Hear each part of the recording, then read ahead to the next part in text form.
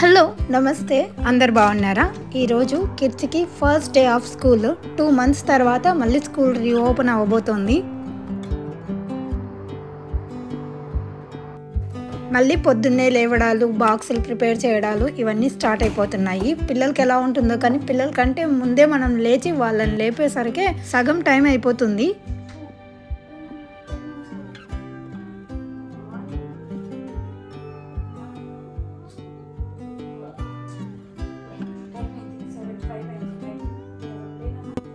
ఈరోజు నేను పిల్లల్ని ఎక్కువ ఇబ్బంది పెట్టాలి అనుకోలేదు. ఫుడ్ విషయంలో వాళ్ళకు బాగా నచ్చేదే, రెగ్యులర్గా తినేదే పంపిద్దాం అనుకున్నాను. చపాతీ బెండకాయ ఫ్రై పెట్టేస్తే వద్దన్నా కూడా తినేసి వస్తారు. వాళ్ళు చాలా ఇష్టంగా తింటారు అదైతే. అందుకే అదే ప్యాక్ చేస్తున్నాను. ఈలోపు నేను లంచ్ బాక్సులు అవి బయటికి తీస్తున్నాను. 2 months తర్వాత వాటిని మళ్ళీ క్లీన్ చేసి పెడుతున్నాను. ముందు రోజు స్కూల్ ఉంటుంది అని చెప్పేసి నైట్ అంతా కిచెన్ అంతా క్లీన్ చేసుకున్నాను. ఒక లంచ్ బాక్సులు అవన్నీ నార్మల్గానే క్లీన్ చేసి పెట్టాను కాబట్టి అవి జస్ట్ నెక్స్ట్ డే మాత్రం క్లీన్ చేసి పెడుతున్నాను. ఈరోజు నేను చపాతీ పిండి ముందే కలిపి పెట్టలేదు, అందుకే అభికి మాత్రం రెడీమేడ్ చపాతీస్ చేసి పెడుతున్నాను. Are you worried about anything?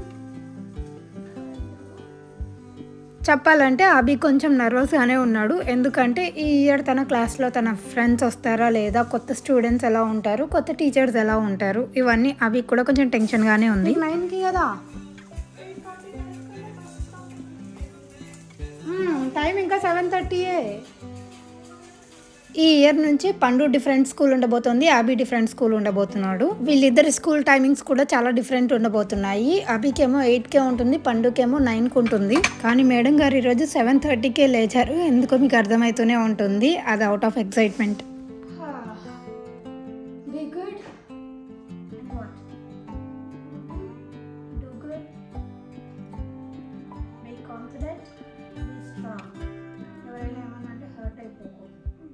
నువ్వు ఎవరిని ఏమన్నావు? ఇంకా చిన్న చిన్న వాటికి హర్ట్ అవ్వద్దు. Don't be too sensitive, okay?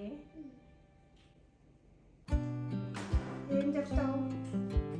Don't talk to me like that అని చెప్పాలి, రూడ్గా మాట్లాడితే. ఓకే,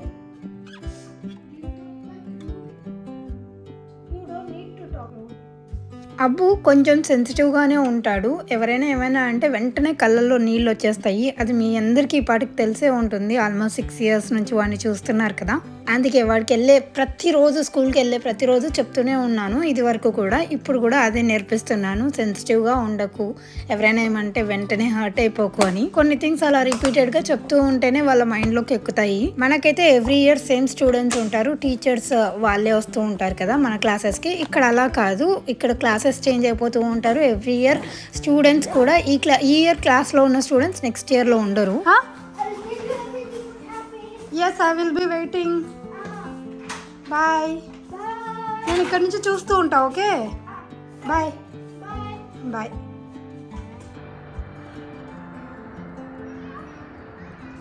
ఆ రోజు బస్ దగ్గరికి వెళ్దాం అనుకున్నాను కానీ నాకు కొంచెం కుదరలేదు. అభికి కింద తన ఫ్రెండ్స్ ఉన్నారు కదా, వాళ్ళతో పాటు వెళ్ళిపోయాడు.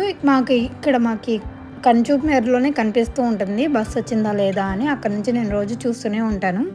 పండుకి నేను ఒక హెయిర్ ప్యాక్ వేసాను. అదేంటంటే హైబిస్కస్ పౌడర్ ఉంటుంది కదా, అది తెప్పించుకున్నాను ఇండియా నుంచి. దాన్ని కలిపి కొంచెం పెరుగులో కలిపి ఇలా మాస్క్ వేసాను అనమాట ముందు రోజు. దాన్ని మంచిగా హెయిర్ వాష్ చేసుకుంటే బాగుందంట.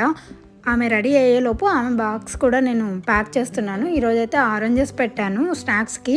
ఇంకా చపాతీ పాపం హడావిడిగా తినేసి వెళ్ళిపోయింది. కొంచెం మిగిలిందని చెప్పి మళ్ళీ బాక్స్లో పెట్టుకొని వెళ్ళిపోయింది. అంత తొందరగా లేచినా ఎందుకంత హడావిడి అయిందో నాకు కూడా తెలియదు. యాక్చువల్లీ పండుగ కూడా ఎక్సైట్మెంట్ కంటే టెన్షన్ ఎక్కువే ఉంది. ఎందుకంటే first day of different school కదా. స్కూల్ కోసం ఏదో అమౌంట్ కట్టాలంట, అది నా దగ్గర చేంజ్ లేదని $100 ఇచ్చి పంపిస్తున్నాను. All the best, love you. పెట్టుకొని ఉండు చేంజ్, వాళ్ళని అడిగితే. బాయ్ చిన్నోడు, లవ్ యూ నాన్న. Bye bye. Can you believe Pandu ఇప్పుడు 10th grade. నేను ఇన్స్టాలో స్టోరీ పెడితే 200+ మెసేజెస్ వచ్చాయి. అప్పుడే పండు 10th grade అని. నేను కూడా నమ్మలేకపోతున్నాను కానీ ఎస్, పండు 10th grade అండి అప్పుడే. నా 10th క్లాసే మొన్న అయిపోయినట్టుంది. అప్పుడే పండు 10th క్లాస్ అంట. డేస్ ఎంత ఫాస్ట్గా అయిపోతున్నాయో అనిపించింది. ఇంకా పిల్లలు వెళ్ళిపోయిన తర్వాత నేను మంచిగా వర్కౌట్ చేసుకున్నాను. చాలా రోజుల తర్వాత పిల్లలు లేకుండా వర్కౌట్ చేసుకున్నాను. లేకపోతే ఎప్పుడు అలా సోఫాలో కూర్చొనే ఉంటాను నేను వర్కౌట్ చేసుకుంటూ ఉంటే. మిస్ అవుతున్నావా మానస అంటే పిల్లల్ని పెద్దగా లేదండి. ఎందుకంటే వాళ్ళు ఇంట్లో ఉన్న ఫ్రెండ్స్ హౌస్కి అలా, పండు అయితే ఇంట్లోనే ఉంటుందిలేండి ఎప్పుడు. అభి మాత్రం అలా ఫ్రెండ్స్ హౌస్కి వెళ్ళేసి వస్తూ ఉంటాడు ఒక 2-3 అవర్స్ అన్నా. అండ్ ఆల్సో త్వరగా వచ్చేస్తారు వీళ్ళు. అలా వెళ్ళిపోయి ఇలా ఏదో మెరుపుతీగలాగా వెళ్ళొచ్చినట్టే ఉంటుంది స్కూల్కి. 2:30కి అంతా అభి వచ్చేస్తాడు. 3:30-4 అంతా పండు వచ్చేస్తుంది. ఎంత లేట్గా వెళ్ళినా కూడా ఈవినింగ్ త్వరగానే వచ్చేస్తారు కాబట్టి ఎక్కువగా మిస్ అయినట్టు ఏం లేదు. నేను మా ఆయన అనుకుంటున్నాం ఇంకా ఎక్కువసేపు పెట్టొచ్చు కదా అని. పిల్లలు ఇంటికి వచ్చే టైంకి ఏదైనా ఇంట్రెస్టింగ్ స్నాక్ చేద్దాము అని చెప్పేసి ఎయిర్ ఫ్రైడ్ సమోసాస్ ట్రై చేద్దాము అని స్క్రాచ్ నుంచి అనుకున్నాను. బట్ అది ఈ రోజుకి నేను తీసుకున్న వన్ ఆఫ్ ద వర్స్ట్ డెసిషన్గా టర్న్ అవుట్ అయింది. ఎందుకనేది చెప్తాను. ఫస్ట్ ఆఫ్ ఆల్ మైదా వేయడమే నాకు ఎక్కువ ఇష్టం ఉండదు.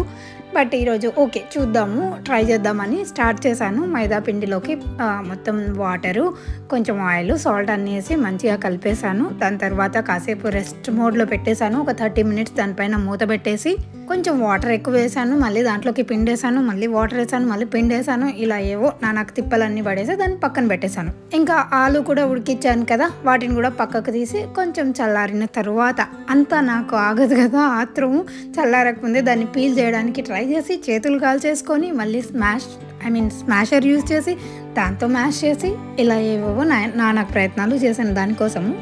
ఆ తర్వాత కొంచెం ఆనియన్స్ అవి కట్ చేసి పక్కన పెట్టేశాను. ఎందుకంటే ఫస్ట్ మనం మసాలా చేసుకోవాలి కదా, పొటాటో మసాలా. నా ఇంట్లో పిల్లలు పొటాటో మసాలాతో అయితేనే సమోసాస్ తింటారు, లేదంటే అంత ఇష్టపడరు ఆనియన్స్, క్యాబేజ్ ఇలాంటివన్నీ కూడా.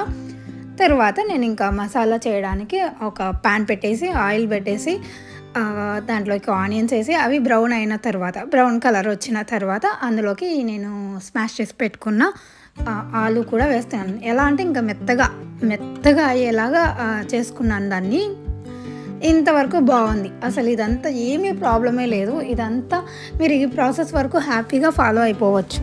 తర్వాత ఇందులోకి కొంచెం ఉప్పు, కొంచెం కారం, కొంచెం ధనియాల పొడి, కొంచెం గరం మసాలా కూడా యాడ్ చేశానండి. ఇది ఇంతవరకు బాగుంది. అలా కలుపుతూ జస్ట్ అలా వేడి చేస్తే సరిపోతుంది, మనకు ఎక్కువేం అవసరం లేదు. కొంచెం కావాలనుకుంటే కొత్తిమీర కూడా యాడ్ చేసుకోవచ్చు. నేను మర్చిపోయాను యాక్చువల్లీ యాడ్ చేయడం, లేకపోతే అది కూడా యాడ్ చేసేదాన్ని. సో ఈ మసాలాను కూడా ఇలా తయారు చేసి పక్కన పెట్టేశాను. ఇది కొంచెం చల్లారాలి మనం సమోసాల్లో ఫిల్ చేసుకోవాలంటే. అయితే ఫ్రమ్ స్క్రాచ్ నుంచి అన్నాను కదా, ఏం చేశానంటే నేను కింద ఈ కౌంటర్ టాప్ని నీట్గా క్లీన్ చేసుకొని దానిపైన ఒత్తడం స్టార్ట్ చేశాను. ఎందుకంటే మన దగ్గర అంత పెద్ద రోలింగ్ పిన్ లేదు కాబట్టి, ఇలా బండ మీద పెట్టుకొని చేస్తే మంచిగా వస్తుందని దీన్ని కొంచెం పీసెస్గా కట్ చేసుకొని ఒక 4 పీసెస్ చేసుకుంటున్నాను. ఇది ఎందుకు అంటే మనకి సమోసా పేస్ట్రీస్ షీట్స్ ఉంటాయి కదా, అది తయారు చేస్తున్నాను నేను. ఇదే నేను తీసుకున్న వర్స్ట్ డెసిషన్. అంటే ఏదో నార్మల్గా మనం రెగ్యులర్గా చేసేలాగా చేయొచ్చు కదా, కాదు, అతి చేస్తాను నేను అప్పుడప్పుడు ఇలాగా ఫ్రమ్ స్క్రాచ్ అని చెప్పి వీటిని ఒత్తడం స్టార్ట్ చేశాను. దీన్ని ఎంత సాగదీస్తుంటే అంత సాగుతూనే ఉంది మైదా పిండి. ఇలా ఒత్తుతూనే ఉన్నాను. అవి చాలా పెద్దగా అయిపోతున్నాయి. నేను రియలైజ్ అవ్వంది ఏంటి అంటే పెన్నం సరిపోదు కదా కాల్చేటప్పుడు అని, పోన్లే అని ఇలా ఒక 4 షీట్స్ చేసుకున్నాను. ఒకదానిపైన ఒకటి కొంచెం పొడి వేస్తూ అలా ఒత్తేసాను. మళ్ళీ పైన ఇంకా ఒత్తేసిన తర్వాత పెన్నం చూస్తే అర్థమైంది ప్లాన్ ఎక్కడో ఫ్లాప్ అయిపోయింది అని. సరే పోన్లే అని పెన్నం మార్చి వేరే ఇలా ప్యాన్ ఉంటే దాన్ని తీసి పెట్టాను. దాని తర్వాత ఈ షీట్స్ ఎలా రావాలంటే అవి కొంచెం వేడైన తర్వాత దానంతట అవే ఊడి రావాలి. అలా మాత్రం రాలేదు. నేను చాలాసేపు కష్టపడ్డాను. మనం వీడియోస్లో చూస్తే యూట్యూబ్లో అబ్బా ఎంత ఈజీగా చేసేస్తున్నారు అనిపించి ఉంటుంది కదా, అలా చూసి ట్రై చేసిన ప్రయత్నమే ఇది. రాలేదు. చాలా ట్రై చేశాను. ఒక 4-5 టైమ్స్ అలా తీసి ఏదో ఒక ట్రై చేస్తే ఇలా చినిగిపోయినవి వచ్చాయి. ఓకే, ఒక్కటన్నా వచ్చింది కదా, ఆ ఒక్క దాంతోనే ఒక సమోసా చేసి చూద్దాము ఎలా వస్తుందో. ఇన్ కేస్ ఇది హిట్ అయింది అంటే నెక్స్ట్ టైం ఇంకా మంచిగా ఏవేవో ఇప్పుడు మనం చేసిన తప్పుల నుంచి నేర్చుకొని బాగా చేయొచ్చులే అనే ఉద్దేశంతో సగం కట్ చేసి మంచి షేప్లోకి తెచ్చి దాన్ని సమోసా షేప్లో అయితే తీసుకొస్తున్నాను. దీనికి కూడా కొంచెం కష్టపడాల్సి వచ్చింది. దీని బదులు నేను రెగ్యులర్గా చేసే సమోసాసే ఇంకా ఈజీగా వస్తాయని నాకు అర్థమైంది. అండ్ అది కూడా కాకుండా ఈ పేస్ట్రీ షీట్స్ ఇలా చేసే బదులు మనకి హ్యాపీగా ఏ వాల్మార్ట్లోనో సోబీ స్టోర్లోనో దొరుకుతాయి, అక్కడ తెచ్చుకోవచ్చు అనుకున్నాను. అది నేను లాస్ట్కి రియలైజ్ అయ్యిండేది. అండ్ ఇంకో విషయం ఏంటంటే నేను ఇవి చేసిన తర్వాత నేను రెగ్యులర్గా చేసే సమోసాలు చేద్దామన్నా కూడా అది కూడా రాలేదు. ఎందుకో నేను మొత్తం మర్చిపోయాను. మైండ్ మొత్తం ఇట్లా బ్లాంక్ అయిపోయింది. అది కూడా ఏదో అలా కింద మీద పడి ఏదో ట్రై చేశాను. దీంట్లో కూడా కొంచెం పెట్టాను, సమోసా స్టఫింగ్ ఉంటుంది కదా అది పెట్టి. నేను ఎయిర్ ఫ్రైయర్ అయితే 20 మినిట్స్ ప్రీ హీట్ చేశాను. ఆ తర్వాత దాంట్లోకి పెట్టేసి మళ్ళీ ఇంకొక 20 మినిట్స్ నార్మల్ ఫ్రై చేశాను అనమాట, బేక్ చేశాను. దీనికైతే ఆయిల్ అప్లై చేయాల్సి ఉంటుంది మనం లైట్గా. సో అలా పెట్టిన తర్వాత కలర్ బాగానే వచ్చాయి, టేస్ట్ కూడా ఓకే ఉన్నాయి. ఎంతైనా ఆయిల్లో ఫ్రై చేసినవి ఇలా ఎయిర్ ఫ్రైయర్లో ఫ్రై చేసినవి కొంచెం టేస్ట్ డిఫరెంట్గానే ఉంటాయి. నా చేయి మాత్రం ఇలా గలీజ్గా అయిపోయింది.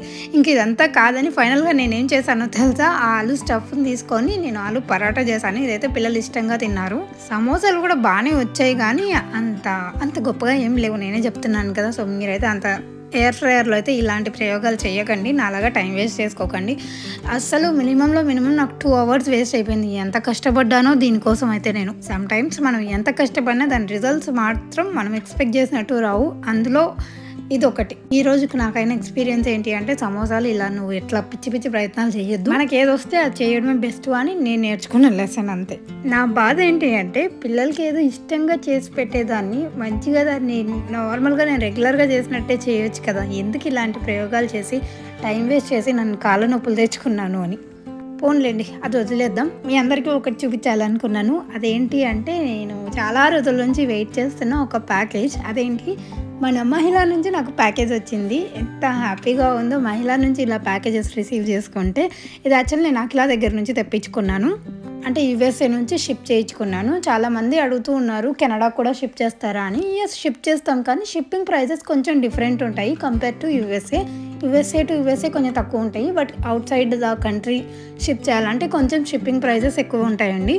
మాకు కెనడాకి ఎక్స్పాండ్ చేయాలనే ఉంది, కానీ షిప్పింగ్ ప్రైజెస్ కన్సిడర్ చేసి కొంచెం వెనకడిగేస్తున్నాము.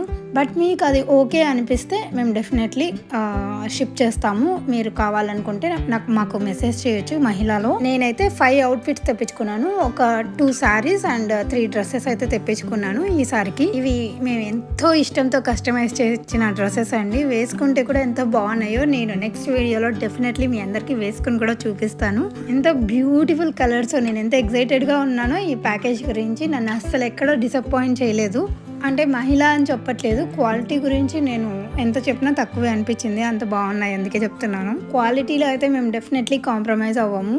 అండ్ ఇప్పుడైతే యుఎస్ఏలో కొన్ని రూల్స్ అవన్నీ చేంజ్ అవుతున్నాయి కదా, టారిఫ్స్ అది ఇది అని. సో దాని గురించి అయితే మేము ఆలోచించాల్సి ఉంటుంది, ఎలా ఉంటుందో ముందు. ఈ శారీ వచ్చేసి మా ఫ్రెండ్ కోసం తెప్పించాను. అండ్ కింద శారీ వచ్చేసి రెడీ టు వేర్ శారీ. నేను first time ready to wear sari try చేయబోతున్నాను. మీ అందరికి కూడా చూపిస్తాను ఎలా ఉంటుందో. నేను ఇంతవరకు ట్రై చేయలేదు. ఈ వ్లాగ్ అయితే ఇంతటితో ఏం చేస్తాను. హోప్ మీ అందరికీ ఈ వ్లాగ్ నచ్చింది అనుకుంటున్నాను. నచ్చినట్టయితే లైక్ చేయడం మర్చిపోకండి. Thank you so much for watching. Have a good day. Bye.